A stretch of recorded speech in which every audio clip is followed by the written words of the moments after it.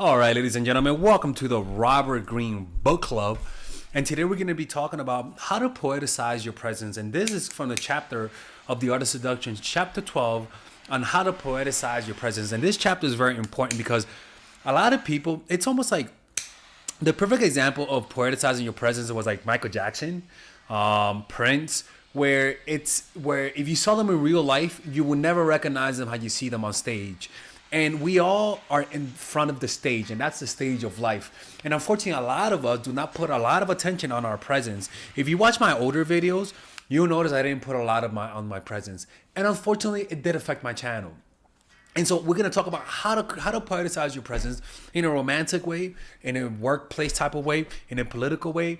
And this will give you such an advantage on creating first impressions, such an advantage on creating the right projection that you want the person to see you as, that it could almost make or break a seduction, okay? And if you guys want to become part of the Robert Greene Book Club, you guys can just go to my Patreon by clicking on the description down below, and there you get access to the full library of the Robert Greene videos. I've been doing this for about a few years now. So I don't know how many I have. I think I have a few dozen of Robert Greene videos that are like over an hour. So just go there, check it out. You know, you can check out all the content and then unsubscribe if you want. It's no big deal. Okay? Sorry. So let's begin with this video. Essential to any success. There is no reversal. Details are essential to any successful seduction and cannot be ignored. All right, this is the chapter. Chapter 12. Poeticize your presence. Important things happen when your targets are alone. The slightest feeling of relief that you are not there, and it is all over. Familiarity and overexposure will cause this reaction. Remain elusive then, so that when you're away, they will yearn to see you again. What he just said about anytime there's relief when you're not around, that's not good. Holy freaking crap. I'm looking at the light. Holy crap, is that true? Looking at the light. I've had experiences. Anytime I had an experience where when the woman left, I breathed and said, thank God she's gone. She definitely overexposed herself. She definitely did things that made me feel suffocated with her presence. And a lot of times, in my opinion, when you give that impression to people, it's simply because you don't give people enough space. You might talk too much. You might demand too much attention, right? And that happens a lot. And so you're putting too much pressure on the person. Like I've dated women who would visit me, who I will fly them out. I don't care about flying women out, people. And they would come visit me, but they want to spend 24/7 with me. And me, I'm a nice person, okay? I have a tough time telling you, hey man, leave me the hell alone. Let me do something on my own. I do say it now more than before, but I'm a nice guy. And so I would internalize it and hold it in. I wouldn't tell her, but they would notice that I was a little bit colder with them, you know? And it was because they just weren't giving me space. If they were actually reading me, I'm not asking them to read my mind. I sound like a woman. But if they were actually reading me, they would sense that maybe I need some space. Everyone has an inner sensor, right? If you actually pay attention and stop thinking, you'll notice there's a bunch of sensations that you feel as a result of this person. If you actually pay attention, you'll start noticing a more detailed experience of different senses that arise as you talk to people. And sometimes you can even sense when your presence is too much and you need to pull away a little bit. We all have that because when we were children, people gave us a vibe about them. You know, children had vibes. They had visceral reactions to certain people. And we still have that ability. We just think too much and we don't rely on our prehistoric abilities to be able to sense people's presence. And will associate you only with pleasant thoughts. Occupy their minds by alternating an exciting presence with a cool distance, exuberant moments followed by calculated absences. Associate yourself with poetic images and objects so that when they think of you, So it's almost like they are... Oh my God, this is so good, honestly. So it's almost like you are... what do you call... What's that phrase you're almost curating their experience with you, right? And what he said about associating yourself with different figures. For example, right? It's funny how that works, right? I've always been a Buddhist. I've always been spiritual, and I've always practiced Buddhism, to be honest with you. But it's not something that I tell people, right? It's not something that I advertise. It's not something that, when I was younger, if you saw me, you wouldn't tell that I practice meditation, right? And so when people would meet me, they would judge me based on how I talked, and I talked in a very vulgar way, to be honest with you. But as soon as I started being more honest with people and telling people that I did Buddhism, and I was, sometimes I had a shirt with the Buddha. If you went to my apartment during that time, you saw like a picture of the Buddha. I swear to God, people actually started, it's not that they trusted me more, but they started treating me differently. They started coming to me with their problems more. They started, there's almost like I became that guy that you talk to when you had problems. Not like a simp type of way, but you know what I'm saying. And the funny thing is that the reason why is because they began associating me with the Buddha. Like they had that positive association, right? And you could do that by, for example, like Christians. How do you know someone's a Christian? And how do you know that you could relate to them on a Christian level? Sometimes they wear a cross. Sometimes they say certain things. But there are certain cues that you can send out into the world that will gain the trust of certain individuals automatically. Right? You can have there's certain visual cues, maybe certain hairstyles, right? Maybe certain tattoos, maybe certain ways of dressing that communicates to certain people that you belong to a certain tribe. Or even dressing in a way, for example, don't you ever wonder why all the cult leaders who say that they're Jesus dress like Jesus, right? They all have the long beard. And you ask yourself, why are people falling for that? Isn't that obvious that this dude is not Jesus? Well, the thing is that humans are visual creatures. And because we're visual creatures, the fact that you look like Jesus, humans cannot help but to project certain emotions they had for Jesus Christ onto that person that kind of looks like Jesus. It's like big, fat, white man with a beard that looked like Santa Claus. Like me, I had a therapist that looked like Santa Claus. Cause like Santa Claus was always like a nice little happy, chubby, warm figure that gives you gifts, right? And so those associations, projections, you could do that through the way that you dress, like I said.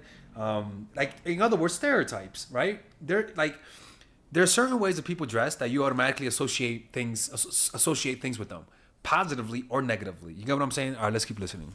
Begin to see you through an idealized halo. The more you figure in their minds, the more they will envelop you in seductive fantasies. Feed these fantasies by subtle inconsistencies and changes in your behavior. Poetic presence or absence. So another part, because I just talked about symbolism, poeticizing your presence, right, is also enhancing your presence. And like he said, you can enhance your presence by just being absent and not over suffocating them with your presence. It's like when you see your lover every day and you think about what would happen if I just stopped seeing them for a week, right? Imagine your lover stopped seeing you for a week, right? It will hurt. But when you see them again, it's almost like you're seeing them with a fresh eye. Their presence will become poeticized simply because of absence. 1943, the Argentine military overthrew the government. A popular 48-year-old colonel, Juan Perón, was named Secretary of Labor and Social Affairs. Perón was a widower who had a fondness for young girls. At the time of his appointment, he was involved with a teenager, whom he introduced to one and all as his daughter. One evening, in January of 1944, John F. Kennedy presented himself as a figure of chivalry, noble, brave, charming. Pablo Picasso was not just a great painter with a thirst for young girls. He was the Minotaur of Greek legend, or the devilish trickster figure that is so seductive to women. These associations should not be made too early. They're only powerful once the target has begun to fall under your spell and is vulnerable to suggestion. So it seems like this exaggerated godlike aura is best done towards the end of the seduction, because maybe that's when the imagination is even more active, and that imagination can take up the shape of bigger and more godlike type of imaginary figure. I guess in the beginning you could create the imagination. For example, in the beginning is like this big, but the more they like you and the more they know you, and when you pull space, now you have a bigger energy, and that bigger energy can create a more bigger and more vivid image of you that could also transcend humanity to the godlike aura. And people do think that with certain partners, they start to idealize them and think of that they're geniuses. I've had women call me that. I'm like legit. Like, and then not even like as a compliment, but like as a romantic shit, like saying I love you. Like, I remember one girl, she was like, You're a genius. I was like, bitch, what? I just, no. But I didn't say no, but I was like, thank you. But I felt weird in that, right? What he is saying is don't object to those types of projections. Let them think that, because it'll run wild in their minds. Man who had just met Cleopatra would have found the Aphrodite association ludicrous, but a person who is falling in love will believe almost anything. The trick is to associate your image with something mythic through the clothes you wear, the things you say, the places you go. In Marcel Proust's novel Remembrance of Things Past, the character Swann finds himself gradually seduced by a woman who is not really his type. He is an aesthete and loves the finer things in life. She is of a lower class, less refined, even a little tasteless. What poeticizes her in his mind is a series of exuberant moments they share together, moments that from then on he associates with her. One of these is a concert in a salon that they attend, in which he is intoxicated by a little melody in a sonata. Whenever he thinks of her, he remembers this little phrase. Little gifts she has given him, objects she's touched or handled, begin to assume a life of their own.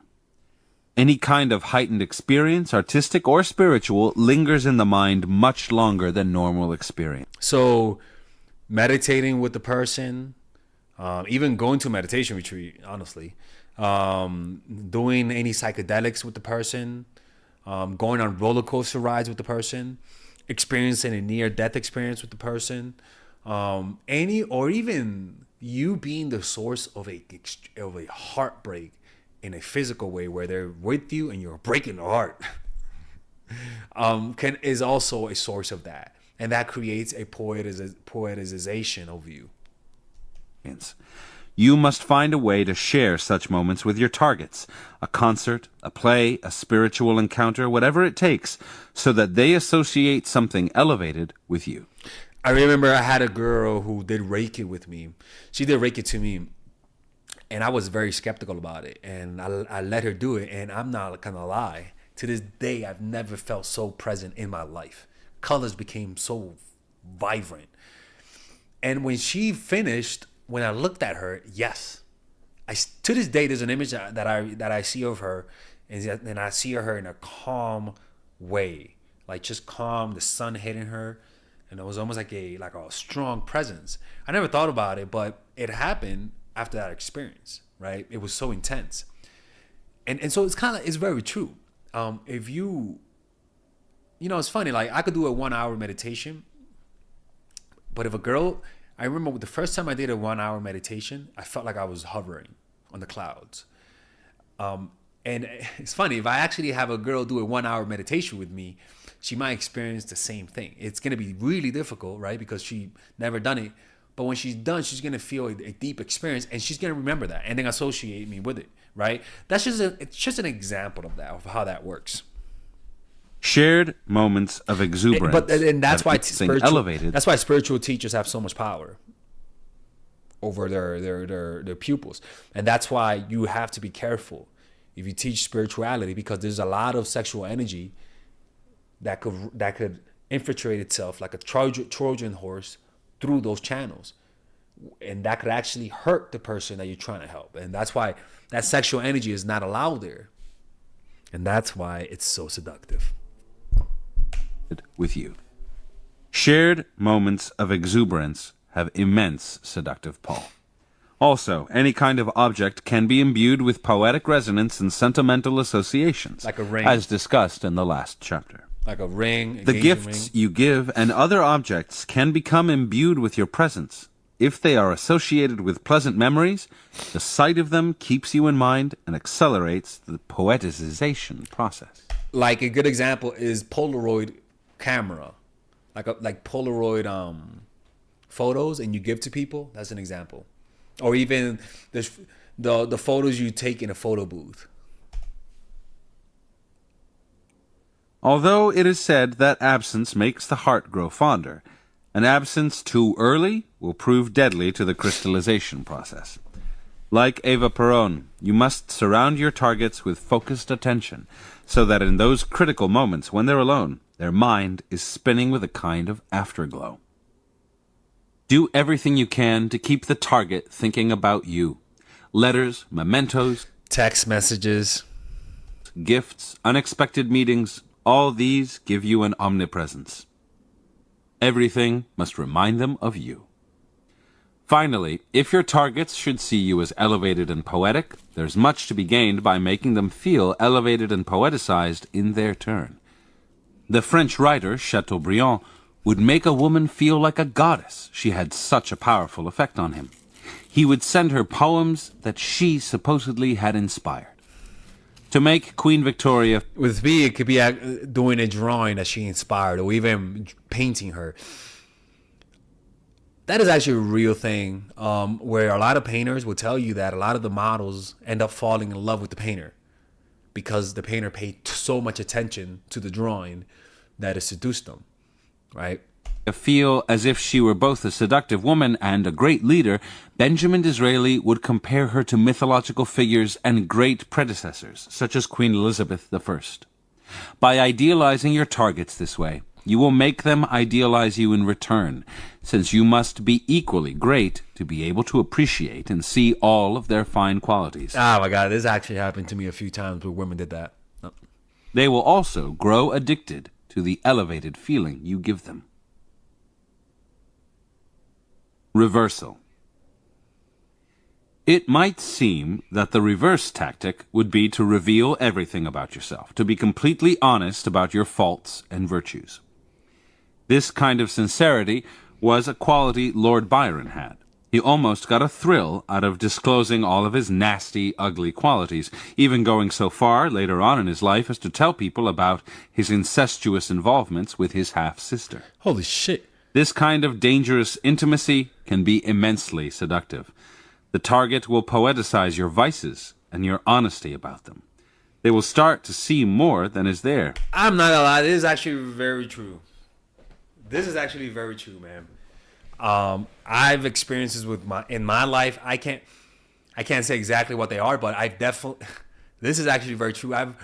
Look, man. We all have traits that if people know, they may find it unattractive, right? I have those traits too. But what I've noticed in my life is that with my romantic partners, there's almost like it doesn't hurt. It'll hurt if I meet a girl as a friend, and I do notice they tend to judge you more. Romantic partners, it's fucking weird. They don't tend to judge you as harshly, which is kind of interesting. In other words, the idealization process is unavoidable.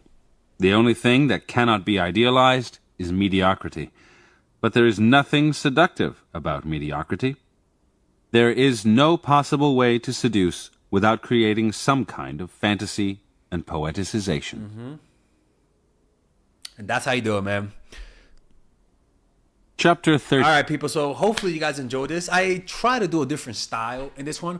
I let the audio talk a little bit more and talked a tiny bit less. Let me know what you guys think. I'm just trying to adjust it. And I also included the stories of the historical examples that he includes. I also included that. So let me know what you guys think, or maybe if you guys want me to exclude that, because maybe you guys want to hear me more than Robert Greene, to be honest with you.